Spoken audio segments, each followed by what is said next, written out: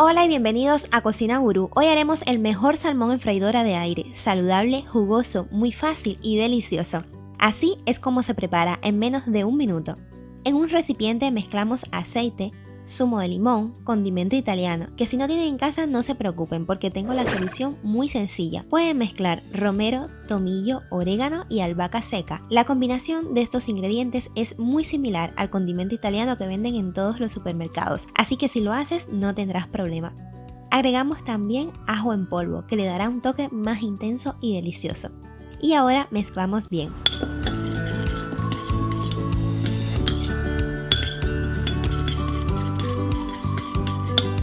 Dejamos de un lado este recipiente y secamos nuestros filetes de salmón.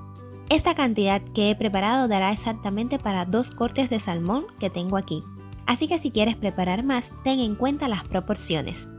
Y no te saltes este paso de secarlo muy bien porque así evitamos que tenga exceso de agua al momento de cocinarlo en la freidora de aire. Hazlo por ambos lados y al terminar añade sal y pimienta al gusto.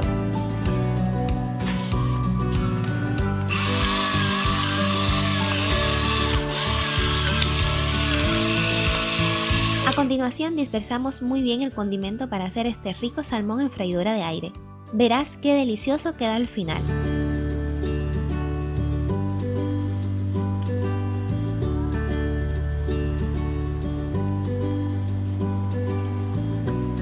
Ahora colocamos nuestros filetes de salmón dentro de la freidora. En mi caso tuve que hacerlo uno a la vez porque si ponía ambos no se iban a cocinar muy bien. Y como suele demorar unos minutos no habrá problema porque estarán listos enseguida.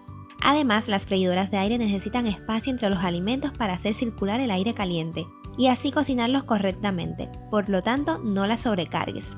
Para asegurarte de que no se pegue, rocía antes spray antiadherente o coloca un papel para horno. Y mi olla tiene esta función añadida de freidora de aire. El tiempo y la temperatura va a ser igual para cualquiera que tengas en casa. Serían solo unos 10 minutos a 205 grados Celsius. Es el tiempo suficiente para lograr el salmón súper jugoso y sobre todo lleno de sabor.